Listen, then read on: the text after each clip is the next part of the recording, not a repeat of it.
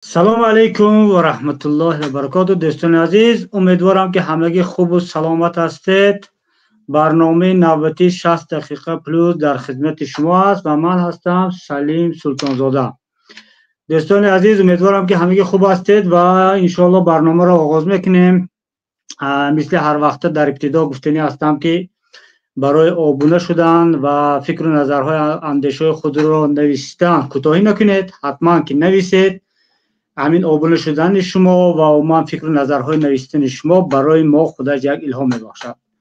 моро метавонед инчунин шумо дар дигар шабакаҳо ба ғайр аз YouTube дар Instagram, Telegram, TikTok ва Facebook пайгирӣ кунед. дар он ҷо низ ҳамин наворҳое ки мо омода мекунем ба шакли кӯтоҳ карда шудаи он дар он ҷо метавонед пайдо кунед ва ҳатман ки ба дигар дӯстонатон равон кунед.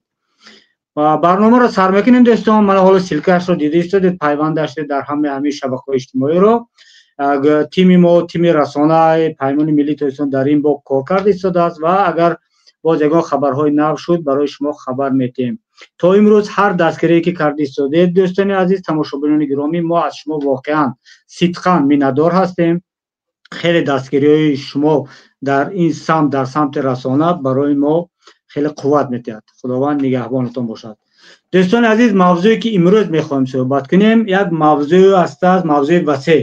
метавон гуфт дар умум ин мавзӯъро мавзӯи интиқоли қудрат гуфт. аммо ин мавзӯъ дар худ чанд зермавзӯъ ё шохаҳои худро дорад ва аз ҳамин сабаб мо хостем дар ин бора бо устоди азизи мо акои Алим Шерзамонов суҳбат кунем ва ин мавзӯъро дар чанд барнома матраҳ кунем.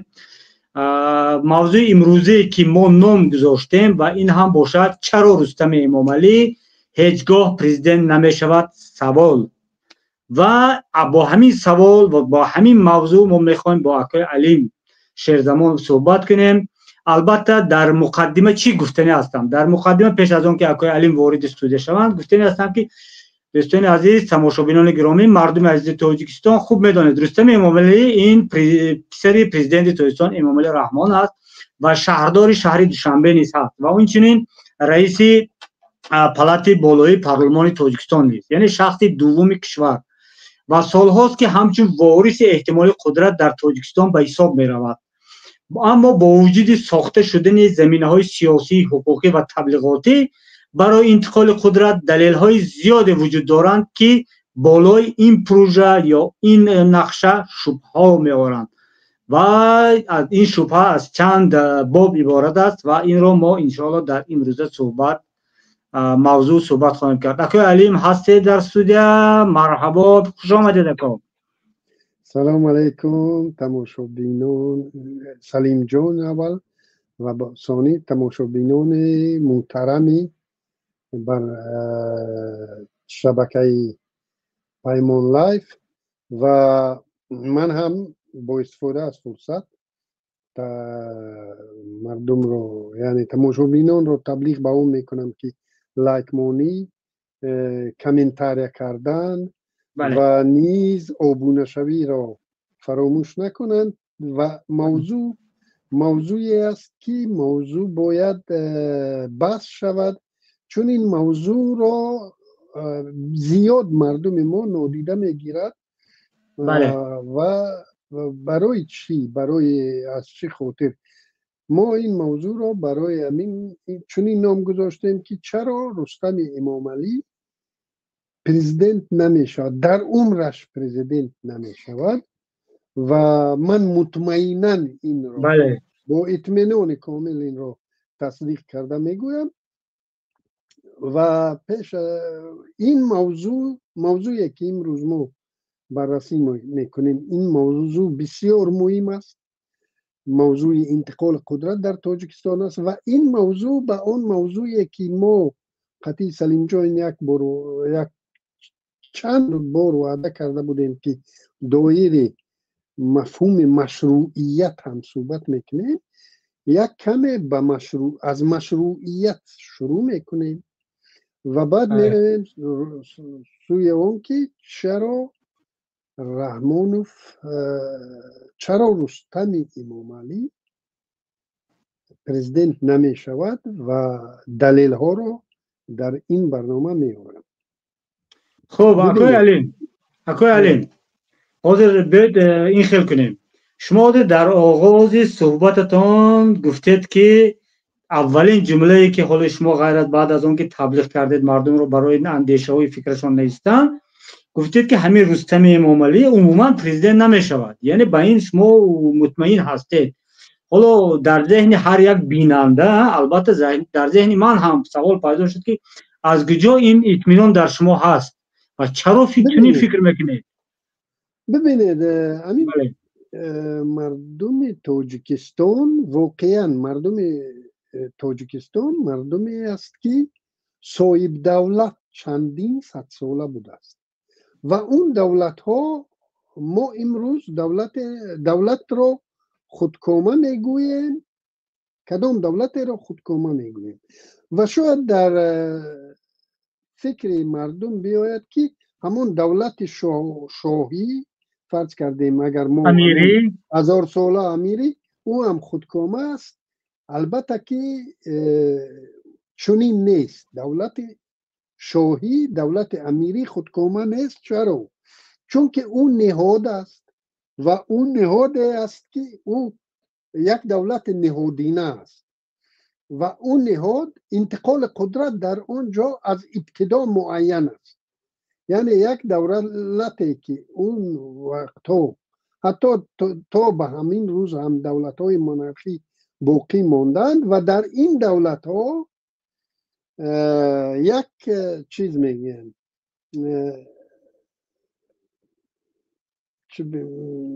یک رگلامت، یک قاعده، یک общественный договор میگن، یعنی یعنی شرطنامه نانوشته بین جامعه. بله، چی میگن؟ در دین این رو اجتهاد میگن. یعنی یک شرطنامه جامعی است در بین مردم که مثال فرض کردیم همین خیلی قاعده است که پسر کلانی شاه وارث تخت است. و بودند در تاریخ بشریت چنین دولت هایی که محض همین قاعده بوده است. یعنی سرفرزند شاه، سرفرزند مرد جنس مردانه شاه حتما وارث تخت است، ولی نه همیشه بر همین قاعده رعایت میشد. یعنی صاحب تخت حتی در چنین نظام هایی که در آنجا یعنی شرطنامه جامعه چنین بود که سرفرزند باید وارث تخت شود، در اینجا هم میآید و آن فرزنده که در گرد او یعنی چی بگوییم شکل میگیرد گروه های قدرت و در اینجا میآید یا فرزند مابینی یا فرزند خردی صاحب تخت می شود و دیگر برادرها را در بسیار موردها قتل عام میکند و این است. یعنی لیکن همین وارث و موروثی بردن تخت را یگان نفر در جامعه زیر سوال نمیبرد. حتی در قصه های هستند که یعنی سلاله وارث نگذاشت، شاه وارث نگذاشت و مردم در جستجوی وارث یعنی از اولاد همون شاه می شدند و از کجای پیدا می کردند و می آوردند در تخت شاهی.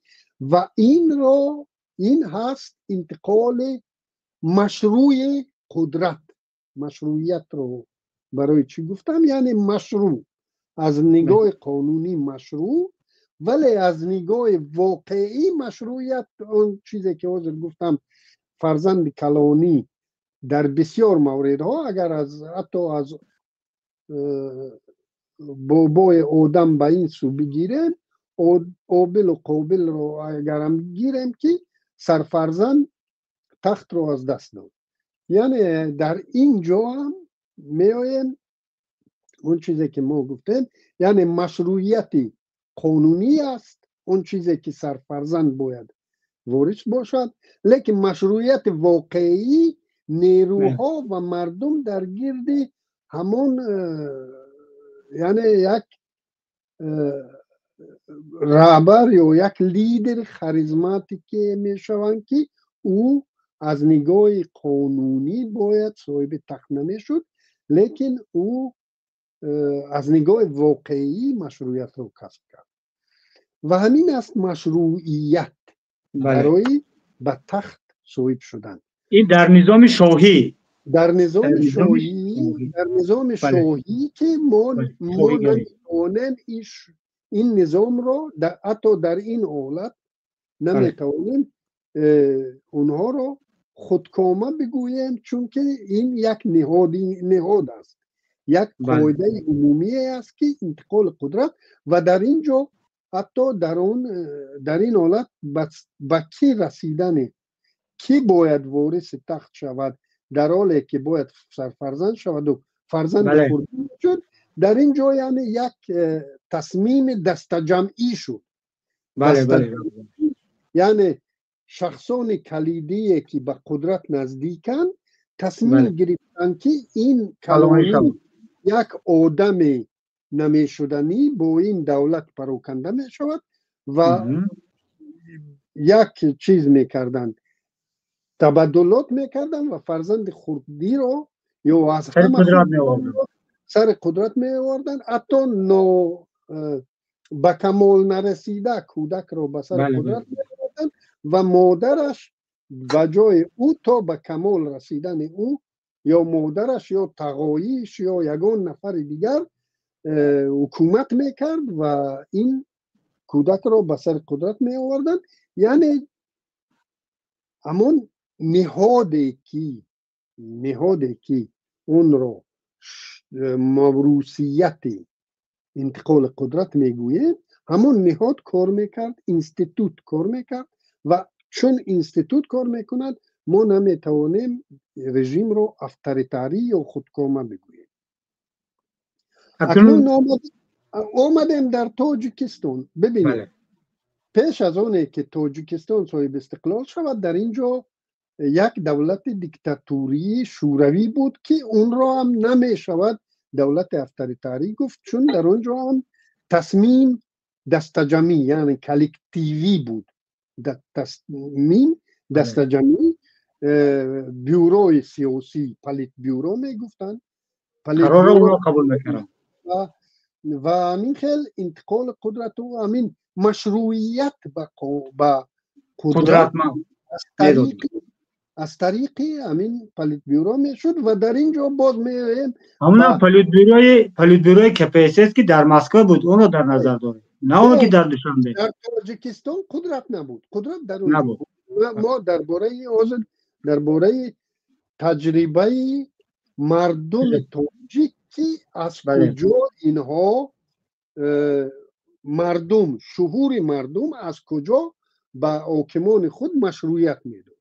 چون شوروی آمد مشروعیت رو ما از بیورو پلیت بیورو میگرفتیم، مشروعیت حکومت، و در اینجا هم آن مشروعیت واقعی و مشروعیت قانونی را که من جدا میکنم، یعنی مشروعیت واقعی اگر بگیریم که خروشچوف به سر قدرت آمد مشروعیت قانونی قطعی، لیکن پورا مشروعیت واقعی را صاحب نشده، در کوتاه مدت از سر قدرت دور شد.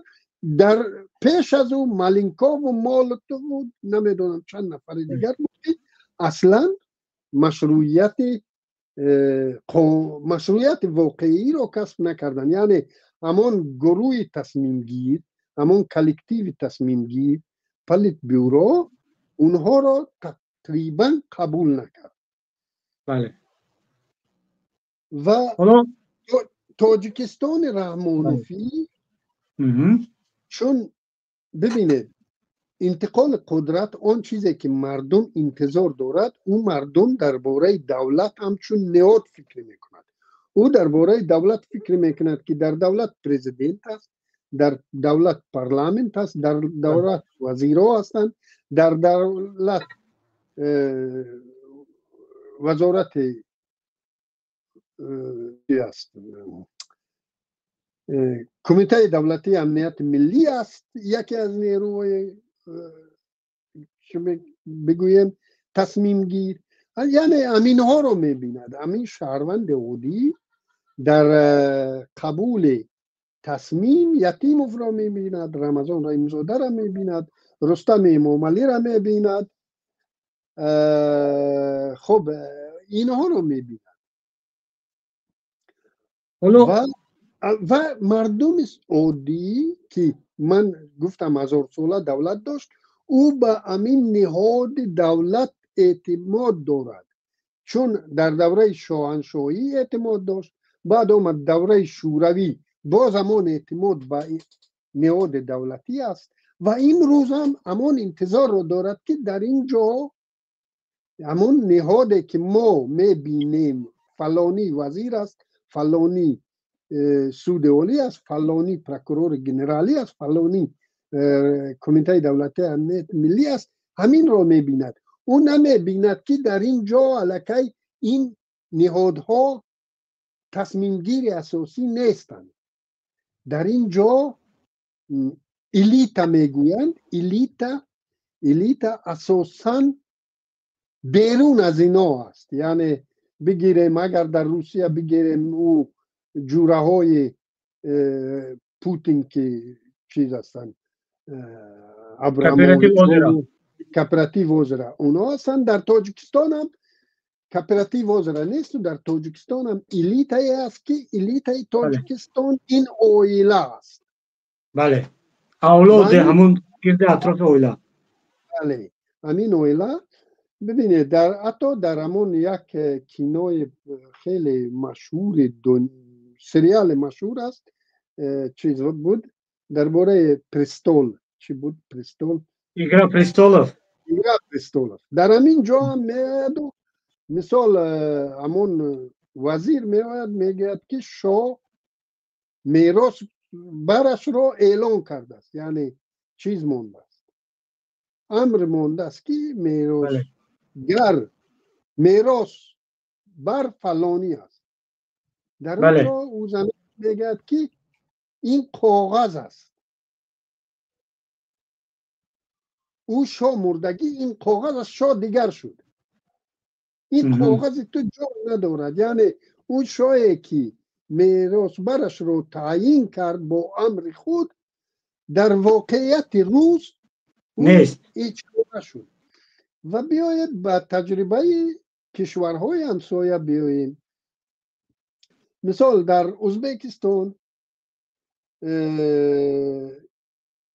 عنایت زاده رئیس کمیته دولتی امنیت ملی، رستم عنایتوف تمام، یعنی برای او خودش ششتنی نبود، لیکن یک لختک رو شناندنی بود و تمام فضا رو برای او آماده ساز. حتی در سر قدرت بودن اسلام کریموف دخترش رو به زندان بود و تمام، یعنی به گفت روسا پلیان را توزه کرد. برای همین خیلی مطمئن بود که هیچ کس انتظاری میرزیوف نبود، هیچ کس.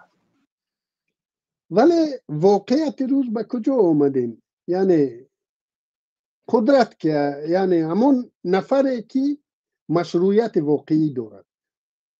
اسلام کریموف مشروعیت واقعی داشت، عنایتوف نیروی با قوت بود لیکن مشروعیت نداشت. انا همین مشروعیت چی معنی دارد؟ چی داخل مردم عادی و مردم تصمیم گیرو، چی خارج اعتراف میکنن. همین واقعیت با عمل آمده را اعتراف میکنن. اسکندر مقدونی نمیدونم 12 ساله 14 ساله رو همسایه ها اعتراف کرد. حالا اکوی علیم فکر شما من فهمیدم. حالا اینجا سوال پیدا شد در ذهن من. حالا شما از شوروی گفتید، شوروی برهم خورد، تاجیکستان با یک گرداب و چیزای سیاسی وارد شد و اما آمد سر قدرت امام علی رحمان. مشروعیت امام علی رحمان سرچشمه در کجا است؟ مشروعیت قانونی در 316 گرفت. مشروعیتی که یک معنای لغوی مشروعیت، اگر به عربی گوییم مشروعیت، این قانونی بودن است. در لاتینی این لگالی، یعنی لگال، لگیتیم لگال است. این قانونی بودن از روی معیارهای قانونی. از روی معیارهای قانونی لگال او در 316 شد. لیکن لگیتیم نه این معنای اون رو داره. مشروعیت معنای دویمش لگیتیم است که این یعنی قبول شدن امین حکومت چی در داخل و چی در خارج، جدی قبول شدن امین حکومت.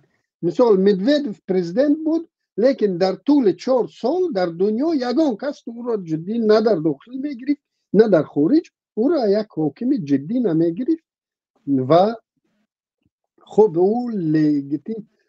رامونوف مشروعیت رو به رامونوف اتحاد نیروهای اپوزیسیون تاجیک بعد امضای شرطنامه صلح داد. مشروعیت واقعی رو به رامونوف همین سازشنامه صلح داد. برای همین امروز رامونوف نه 316 رو قید میکنند، نه خب کانستیتوسیون 4 رو قید میکنند، نه استقلالیتش رو پروا دارد. یگانه ایده که رامونوف دارد ایده وحدت است که در این اید او واقعا به قدرت رسید. یعنی قدرت واقعی رو مخالفان دادن در همین روز وی به دست آورد. یعنی با این امضای سازشنامه جامعه تاجیکستان کلا اعتراف کرد مشروعیت رامونوف رو.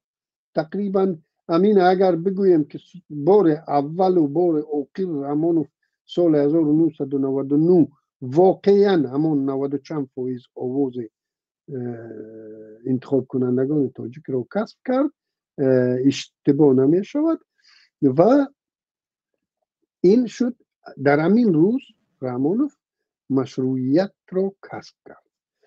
ببینید من خواستم درباره ازبکستان و قرقیزستان و قزاقستان بگویم. این قزاقستان رو ببینید.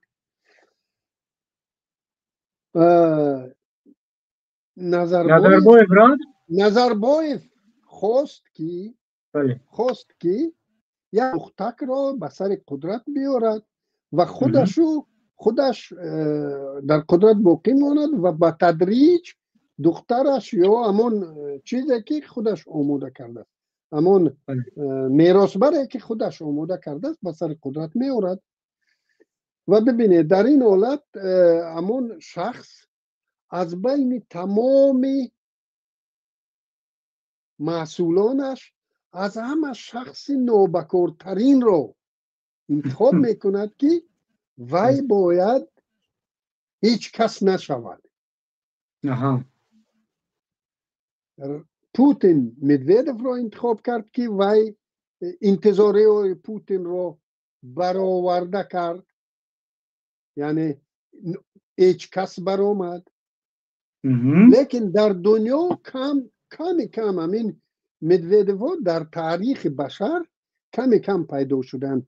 بسیار وقتا همین در تاریخ اگر به تاریخ نظر کنید همین خیلی مدودف رو بسیار شاهها و بسیار چیزا خواستند همین خیلی سر قدرت بیارن که همهشون سر همون قدرت آوردگی را خوردگی هم. همین مدودف توقیف آمد. ببینید از همه اوده براترین و از همه هیچ کس بوده را نظربایف در بین همونها انتخاب کرد که همین را می شود کنترل کرد. و در روزهای اول اگر دقت کنید همین توقیف آمد و استانه را چی کرد؟ نور سلطان کرد بله بله. یا قیامت نام ها و همین خیلی فرودگاه دیگر کرد. واقعا انتظاری های نظربایف را برآورده کرد و به تدریج آمد و سرش را خورد. همین خیلی اتنبایف آمد جنبکوف را چیز کرد. از همه نوبکورترین را در حکومتش انتخاب کرد که او هیچ کس باشد باز که این تواند او را یعنی چیز کنترل کند. و جنبکوف هم چیز کرد، انتظاری ها را برآورده کرد، چون دیدیم که او سر اتنبایف را خوردن توانست، لیکن سر او را جنایتکار دیروز در 6 ثانیه سرش را خورد. یعنی امین بهای اتنبایف به جنبکوف واقعی بود است. این جنبکوف تماما به هیچ کار کارآمد نبود است. آمدیم به ترکمنستان آمد در قید حیات بودنش به پسرش را سر قدرت آورد و در کوتاه مدت این پسری که اصلا از جنبکوف هم نوچیزتر است، لیکن در کوتاه مدت قدرت پدرش را چیز کرد، یعنی دست درازی به قدرت پدرش کرد که وی تیز احساس کرد و باز چیز کرد، همون قدرت را آهسته کشیده گرفت و امروز دخترش را آورده مونده در یک وظیفه دیگر. ببینید همین رستم امامعلی هم رنگ همون چیز ایگرا پرستولوف، اگر رامونوف بمرد و همین خیلی حجت 50 امضا و 60 مور قطعی بیارند که رستم میراثبر من است، اونجا دیگر قاعده ها بازی میکنن، دیگر بازیگران اونجا بازی میکنن. یگانه وریانتی که است، رامونوف با لیدر پیشوای ملت بودنش رستم را در سر قدرت بیارد و چنین هم خواست در سال 2020. لیکن در اینجا الیت یتیموف نیست. یتیموف یک بازیگر است که میبیند قدرت در کدام طرف است و او همون جانب را میگیرد. همین خیلی دیگر رمضان را میزند.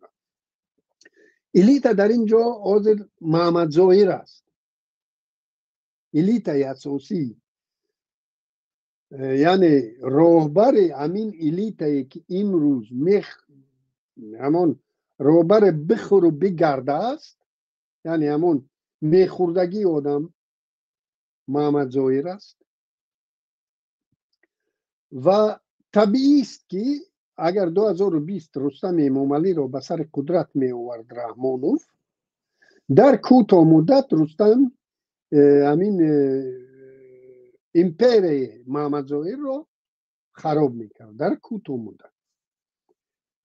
و در اینجا نه فقط محمد ظاهر، مثال آزاده با محمد ظاهر نیست، لیکن آزاده باز بازی خود رو دارد و دیگر دخترش بازی خود رو دارد. یک قیامت همین الیت تاجیکستان یک ویله است. همین یک ویله آماده تا امروز نشده است که رستم قدرت را ارزانی دارد. از همین خاطر رامونوف یگانه راهی که برای امروز یگانه پشتبان رستم رامونوف. بله چنین یگانه پشتبان از بین رفت. با از بین رفتن رامونوف رستم از بین رفتگی. اگر فرضاً یگانه وریانت پیشوای ملت گفته قدرت در دستی او باشد و رستم را بیارد و در نزد خود پرزیدنت کند. لیکن در این حالت باز همون الیت باز اجازه نمیتید که رامونوف کنار رود. بله. با کنار رفته اگر رامونوف دخالت زیاد نکند مختاریت بر رستم دهد. در کوتاه مدت رستم کار میکند که رستم ببینید از جنبکوف رستم لیاقتمندتر است، یا از شاید از توقیف هم لیاقتمندتر باشد و کار توقیف را رستم در کوتاه مدت تر میکند. توقیف اگر حدود 1.5 سال یا 2 سال انتظار بود فرصت، و این فرصت را هم به او مهیا کرد شاید به فکرم پوتین. خودش شاید چنین قدرت رو نمی داشت. پوتین با او همین چیز رو، من مطمئنم که همین شرایط رو مهیا ساخت که او تواند به گفت تاجیکا نظربایف رو یک نیمه کند. اگر نه هیچ امکانی نداشت. ببینید حاضر رحمانوف با تمام هستیش میخواد به همه دنیا بگوید که همین رستم خب هر کسی رو که من پادشاهش هستم، پادشاهشم، رستم پادشاه اوست، گفتنی است و رستم رو بر پیش رحمانوف روا میکند، پیش سی جینپینگ روا میکند، لیکن همه این رستم رو پرزیدنت کردن نمیتواند. این رحمانوف به خاطر آن که رستم پرزیدنت شود باید تمام نیروهاش رو چیز کند، سرجم کند و همون الیت بوده امروزه رو شکند. یعنی سر محمد ظاهر رو باید سرش، یعنی سرش رو باید خورد در با تمام معناش، یعنی به طور فیزیکی او رو از بین برد پیش از اونه که همین کار رو کند. بله، یعنی تو دمی که گفتم میبخشید، تو دمی که محمد ظاهر در قدرت در دستش هست، قدرتی که ما نمیبینیم اما قدرت هست، تو دمی که محمد ظاهر هست رستم هیچ کس هست، هیچ کس. و محمد ظاهر باز پسرش به 30 نزدیک شدن دارد. تا 30 پسرش رسد دیگر رستم در اینجا بازیگر تماما نیست. اگر سرش به سلامت بردن تواند از تاجیکستان به یگان طرف بخیر است، اگر نه شاید زنده نماند. آیا همین سفر آخران رستم به مسکو و واخوریش با پوتین برای او یگان پیام بس محمد ظاهر شده میتواند همین واخوری؟ هیچ پیام نیست برای پوتین. در تاجیکستان امروز اگر یگان نیروی از اینها هم بیرون، یعنی نیروی مخالف هم بیاید، همون مشروعیت داخلی که من میگویم، یعنی مشروعیت داخلی رو در کوتاه مدت کسب کند، رنگ احمد شرع که از نگاه قانونی مشروعیت ندارد، ولی از نگاه واقعی در کوتاه مدت مشروعیت را کسب کرد که چنین مشروعیت را حتی پوتین امروز در روسیه شاید نداشته باشد. و با چنین مشروعیت همه دنیا قبول میکند. ترامپ میوید سانکسیون رو از بین میبرد، ماکرون دعوت میکند به پاریس. همه این مشروعیت داخلی رو که کسب کردی، امروز کسی نباشد مشروعیت رو در تاجیکستان کسب کند. هم سی جینپینگ هم پوتین در جایش همین آدم رو اعتراف میکنند، همین نیرو رو اعتراف میکنند. و باز من یک هشدار دیگر به اون برادران که نیروی نظامی و نیروی حربی در زیر دستشون ندارند، ولی با امین رستم، یعنی با قدرت آمدن رستم امضا گذاشتن. یعنی امضا گذاشتن به معنای به طور مجازی، بیعت کردن. بنا به معنای مجازی، یعنی بله. اینها هم با امید شدن و هم از خود چیز کردن که خب با همین رستم علاکه وظیفه ها رو برای خودشون تقسیم کردن. بسیار امیدهایی که بستن اینا را گفتنی هم که اینها به نظر من اینها همون شاهرخ سیدزاده است. میتوانند اصلا این فقط اون نیست، این در بین ما هم برادرها شاید باشن، در بین من شما هم برادرای باشن که امضا کردگی هم نمید. من نمیگم یعنی یا امید بستگی، امضا کردگی به معنای اصلیش نه، به معنای مجازی. بله فهمیدم.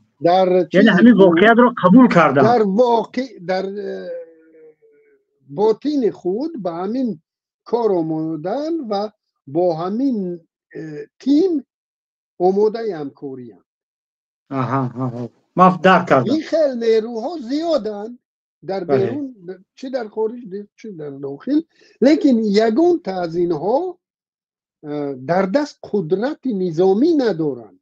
بله. من این گپ رو دانسته میزنم برای اون که یک دو نفر رو میشناسم که همین انتظاری رو دارن، ولی اونها همه اونهایی که از آمدن رستم با امید شده اندو یعنی ستافکا کردگی هست به همین کار، یگان تای اونها به نیروی نظامی و به نیروی واقعی نزدیک هم نیست. بله. یعنی هیچ کس از دستشون هیچی نمیبیاید برای دفاع از رستم، و دفاع از خود. بله. که بعد اگر اونو نزدیک به نقطه های چیز دسترسی مقامات نو باشن، اونها همشون شاید باز مورد تعقیب و مورد زندان شدن قرار میگیرن. اونها باید فرسخ ها دور از امین چیز، از امین چه بگویم رادیوس دسترسی اما مقامات نو که اون دولت هایی که تاجیکستان با اون چیز نظام بیرو دیدی دارد، و یعنی روسیه بگیریم، ازبکستان و قرقیزستان و ترکیه و دوبای و حتی در همین جاها نباشند. همین آدم هایی که حساب شده هم برستن در همین جاها نباید نزدیک شوند که با سر قدرت اومدن اون نیروی نو همه اینها چیز مورد در ریسک جانی قرار میگیرن. برای همین من چندین بار هنوز از سال 2020 همین گپ گفته استادم، یگان کارشناس، یگان سیاست شناس تاجیک یا کارشناس غیر تاجیکی، کارشناس منطقه همین رو به اینابت نمیگیرد که انتقال قدرت. ببینید تو خودت که نهاد رو از بین بردی، یعنی اینستیتوت دولتداری رو از بین بردی، تو منفعت دار نبودی برای موجود بودن چنین یک اینستیتوت، یک نهاده که او در اون اگر گفتی که فلانی یعنی از روی قانون آوردی رستم کردی رئیس مجلس ملی و با از قدرت رفتنت رئیس مجلس ملی همچون قانونا اجرا کننده می شود، این رو اما وقت این کار میکرد که تو خودت همین نهاد رو نمیشکستی، نهاده که نامش دولت است او رو نمیشکستی، نهاد کار میکرد. خیلی که در ترکمنستان دیده نهادینه اجرا کننده وظیفه پرزیدنت نشد، در ازبکستان نهادینه نشد، در قزاقستان نهادینه نشد، یعنی اما نهادی که از روی کانستیتوچه و قانون ها جایگزین باید شود، یعنی او در یگان تا از همین کشورها جایگزین نشد، حتی در آذربایجان هم نشد، در یگان جو انتقال قدرت از طریق قانونی صورت نگرفت. از کجا تو مطمئنی که همین مردم عادی ساده شهروند تاجیکستان که هزار ساله ها نهادینه دولتداری کرده است و با شمول همان 70 سال شوروی هم دولت نهادینه داشته است، این مردم ساده باور دارد که همین نهادینه کار می شود. رحمانوف قدرت را نهادینه انتقال می دهد که این غیر امکان است و اما رستم باید خودش با زور خود رنگ اسکندر مقدونی بیاید و با زور خود مجبور کند مردم را که مشروعیتش رو اعتراف کنند که چنین زور او ندارد. و چرا با این چرا شما حالا اطمینان دارد که همین رستم این همین قدرت رو ندارد؟ یعنی نهادهای قدرتی با رستم اطاعت نمیکنن؟ آخران تعییناتی که به فکرم توجکیر بود چیزی بود، آدم نزدیک به محمد ظاهر رو تعیین شد، یعنی محمد ظاهر تعیین میکنه. این وزارت دفاع، وزارت وزیر کدام وزیر بود یا چیزی، آدم خیلی نزدیک به محمد ظاهر، یعنی محمد ظاهر تعیین کرد. و این نشانگر اون است که همین مردک هنوز در قدرت است و آدمای کلیدی که ما اونها رو همچون قدرت میبینیم در شکل یتیم و در شکل رمضان رحیمزاده، اونا حساب میکنن ترازو در کدام طرف است، اونا در همون طرف هم، اونها چیز ندارند، اونا بازیگر اینجا نیست. بازیگر اینجا همین الیتایی است که الیتا در همه کشورهای خودکامه اونجا که نهاد نیست، نهادها خراب شدن یا نهادها مخصوصا از بین برده شدن، در اینجا الیتایی که امروز در سری چی بگوییم ماشین پیچات کنی سوم هست. بله. ماشین پیچات کنی سوم در تاجیکستان وجود دارد و او در دستی همین الیت است. همون الیت تصمیم میگیرد و تو اون الیت رو نشکنی، مثال رحمانوف اگر خواهد که رستم رو به سر قدرت بیارد و رستم با مشکل روبرو نشود، او باید همین الیت را با دست خودش از بین برد و الیت رستم رو با روی کار بیارد. همین الیتی که حاضر هست الیتی که حاضر هست عموما همون گروهی که قدرت در دستشان هست، یعنی گروهی پسی بردگی گوییم، آنها رو عینا خود امام رحمان آورد سر قدرت، تامین کرد آنها رو. پیش از این قدرت در دست یک گروه قماندان ها بود، یک گروه بیویک ها با زیر سلاح بودن که آمدن تصمیم میگرفتن آنها رو دور کرد. بینید همین خیل همون کرا یلسینه الکاگولیک میگن، دیگر میگن او چند بار همین الیتهای خود رو روفته برکنار کرده بود. پوتین هیچ کار نکرد. او پیش از پوتین تعیین کردن تمام پاکسازی ها رو خودش کرد. پوتین آورد برای پوتین آماده کرد. همه همون آدمای پوتین علاقه منصب ها رو گرفته بودن. در همه یعنی اگر به تاریخ نظر افکنید، در همه جاهایی که همین خیل انتقال قدرت است، همون شاه باشد، امپراتور باشد، او پیش از همون انتقال قدرت فرزنداش رو میکشت. فرزندش رو که برای انتقال قدرت تعدید بود او رو میکشت، به طوری واقعی میگرفت میکشت. پدر فرزندش رو میکشت که انتقال قدرت به همون فرزندی که او در نظر دارد به او مشکل ایجاد نشود. رامونوف هم تو دینا یک الیتا رو الیتا کرد.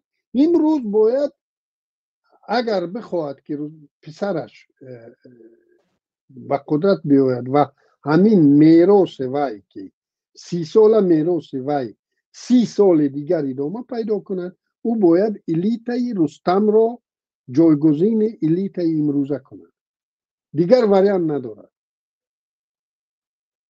فهمو. یعنی اینجا ما از روی گفتی شما پس برمی آید که حالا بالای سری محمد ظاهر خطر وجود دارد. به نظر می رسد که یگان خطر وجود ندارد، چون او خیلی خیلی پابرجا و ششت است. یعنی شاید سیاستمدار اگر بگوییم در تاجیکستان سیاستمدار قدرتمند، سیاستمدار واقعا سیاستمدار حرفه‌ای و سیاستمدار واقعی همین مردک باشد که توانسته است که تمام قدرت را در زیر دست خود بیارد و همین انستیتوت های رسمی دولت هیچ کار نتوانند بر ضد او کنند. با فکرم پروکورور گنرالی را گفتن آدم نزدیک به او است. پروکورور گنرالی را با فکرم محمد ظاهر وصل کرد.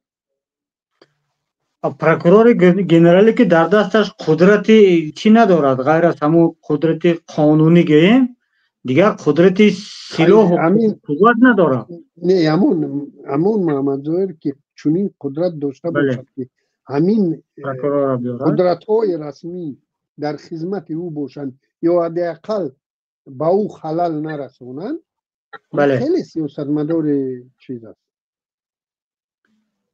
پس این از صحنه دور کردن این پروکورور پیشینه این یکی از همون نقشه‌های خودی همین محمد ظاهر شده باشد. ممکن با فکرم در یادم نیست، من در شبکه ها میخونم کدام منصبدار را عوض کردن و در اونجا حتی در همون مطلب نوشته شده بود که نزدیک به محمد ظاهر، یعنی آدم نزدیک به همون ظاهر بود است.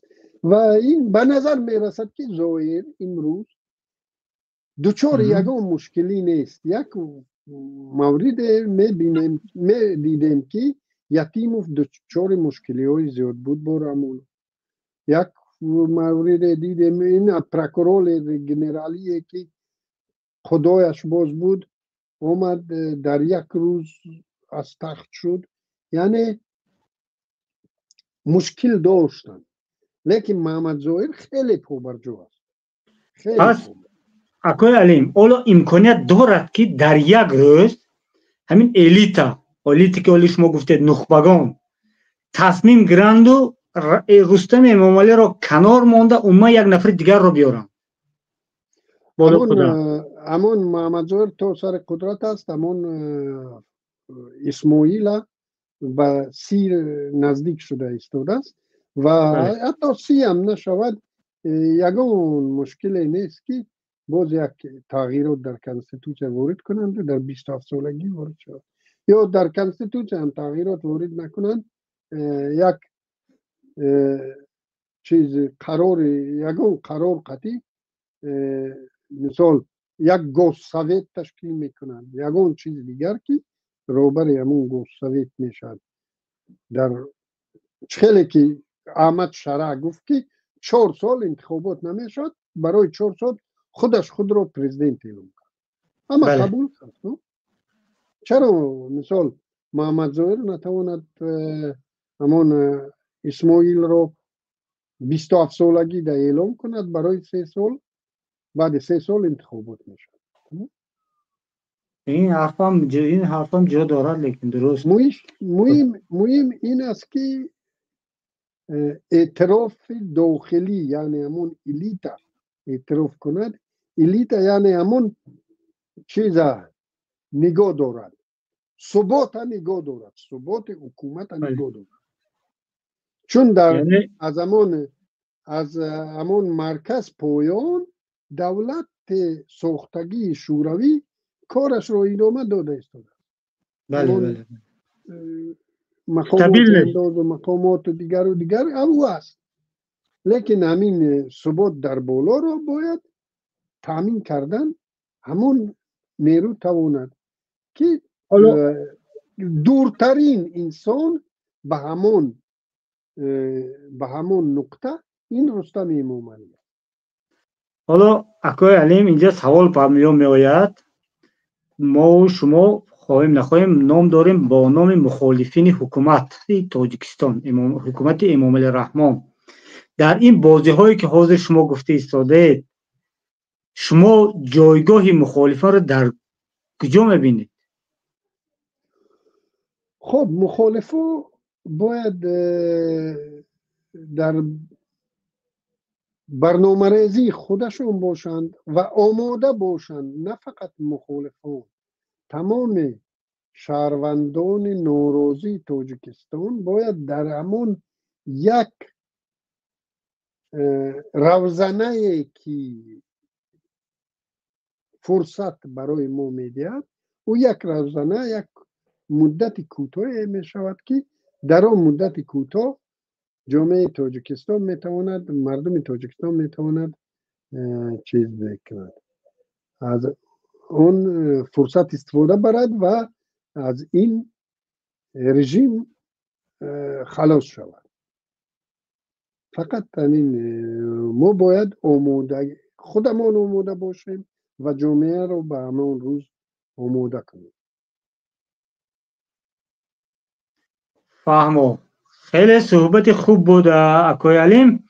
با اینجا سوال ها بسیار پیدا شده. حاضر از دوستان سوال آمده است که خب میگوید که خب شما برای اطمینان داشتید که رستم امامعلی پرزیدنت نمیشد، یعنی تا رحمانوف هست است رستم را سر قدرت نمیبیارد. اگر که سر قدرت هم آورد بعد از مرگ مثال رحمانوف هم هیچ کس رستم قدرت را نمیتید.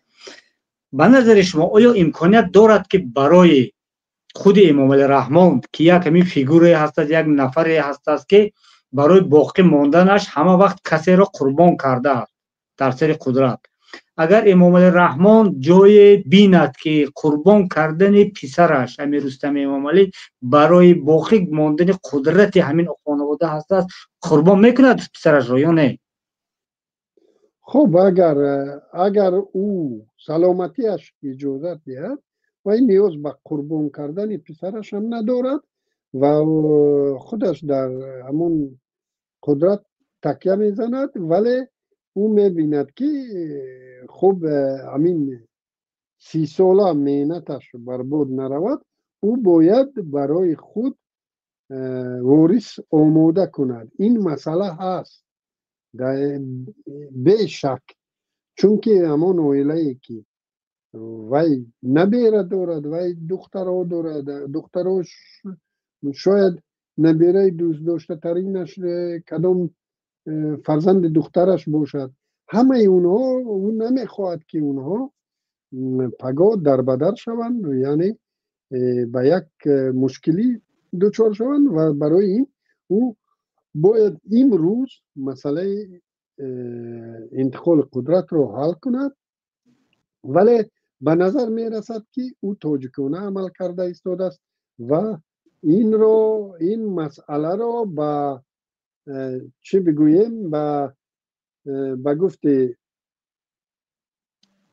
تاجیکا با سمتوک مونده است، یعنی خود با همون یعنی در مجراش گذاشته است و یک نوع خودش حل می شود گفته، ولی این مسئله رو باید حل کند. حالا یک از روی حرفهای شما اسماعیل حاضر یک فیگور را پیدا شده است، اسماعیل محمد ظاهر. از روی حرف‌های تحلیلگران این نفری هست که کمی از همون خانواده، از درون همون خانواده کمی باشد هم با مردم، اگرچه با مردم نباشد با همین زینه مابین، گوییم طبقه مابین مردم نزدیکی دارد، در شبکه‌های اجتماعی فعال است، یعنی تا چند هزار و تا میلیون آبونه دارد. خلاص یک کاری که دیگر رو بسیار میکند این هم متسنت، چی میگه ولی با توجیکی متسنت یعنی خیریه، با خیر کننده، همچنین یک خیر کننده نام برآورده است بین مردم. آیا میشود گفت که همین رفتارهای همین اسماعیل خودش مخصوص برای همین خود را با یک آبرو کسب کردن در بین مردم کردی شده است؟ خب این به همین مسئله قدرت هم در همین انسان همیشه انسانی که در یک منبر است، یعنی مردم زیاد با او نگاه میکند، خو او آرتیست باشد، خو او ورزشکار باشد، خو او کسی نباشد، او میخواد محبوب باشد.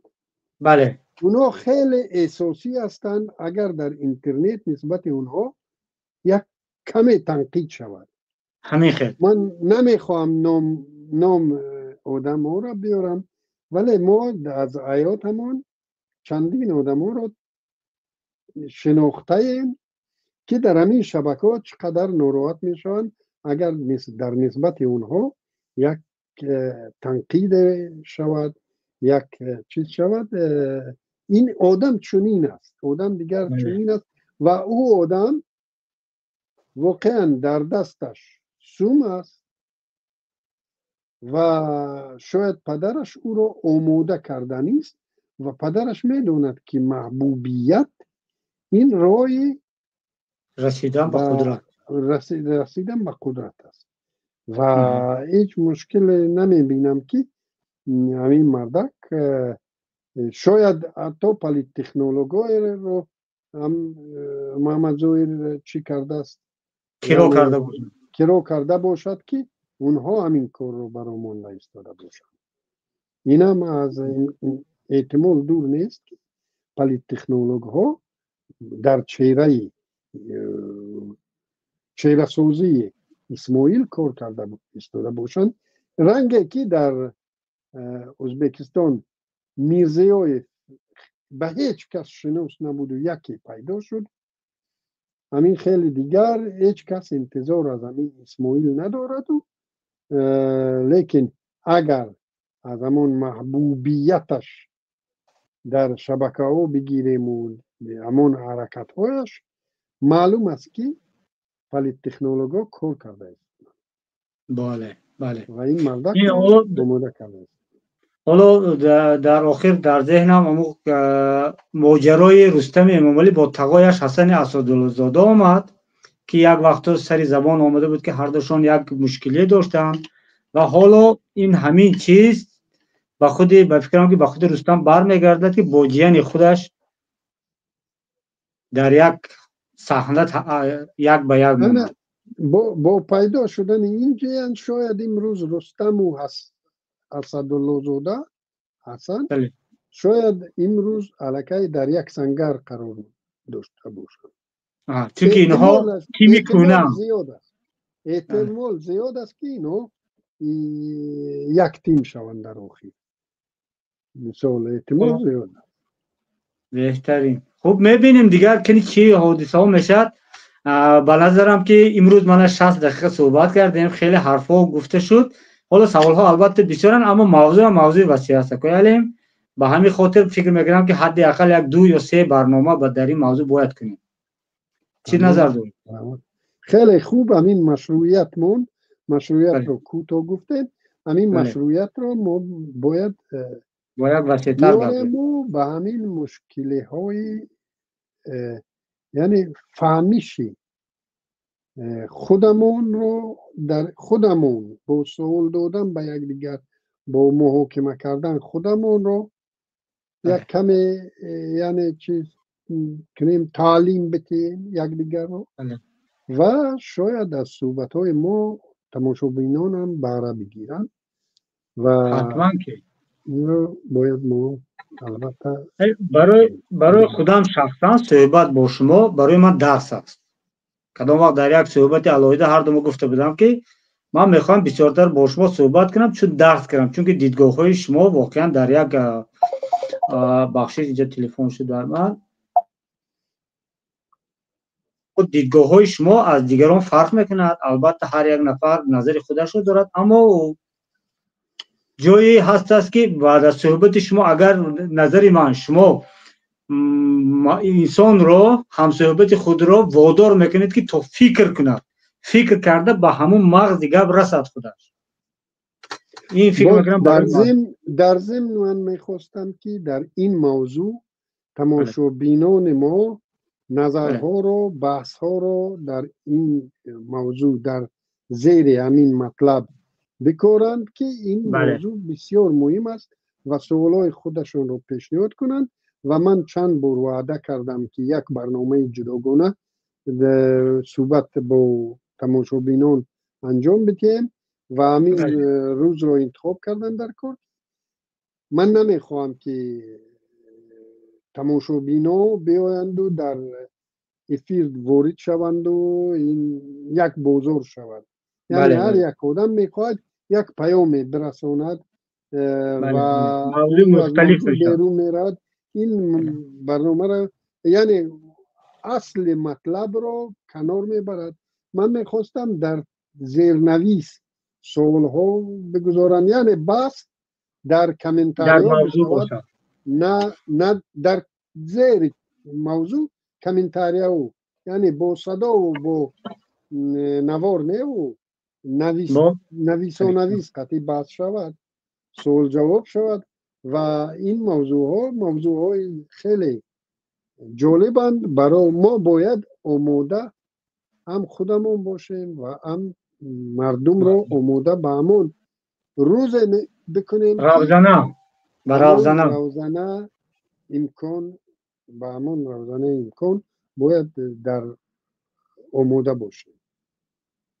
زنده باشد. حتما این رو تشکیل میکنیم. تماشابینان عزیز، دوستان گرامی، هر کسی که این ما رو تماشا میکند امروز یا بعدا تماشا میکند، حتما در زیر نوار سوالهای خودتان را اوید به همین موضوع انتقال قدرت نویسید. شاید شما دیگر دیدگاه دارید، شاید شما دیگر تخمین ها رو دارید، اما به هر حال نویسید. این موضوع رو باید بسیارتر صحبت کنیم. با همین موضوع برنامه امروزی ما با آخر میرسد. از اکای علیم برای همصحبت شدنشان و وقت جدا کردنشان منتظر هستم که امیدوارم که با صحبت‌های بعدی ما در زودترین فرصت راه اندازی خواهیم کرد. خوش آمدید. سلامت باشه. همین بود دوستان عزیز، برنامه امروزی ما. خداوند نگهبان شما باشد و به خاندان شما فیض و برکت دهد. خیلی ممنون هستیم که با ما بودید. در پناه خدا. سلام علیکم و رحمت الله.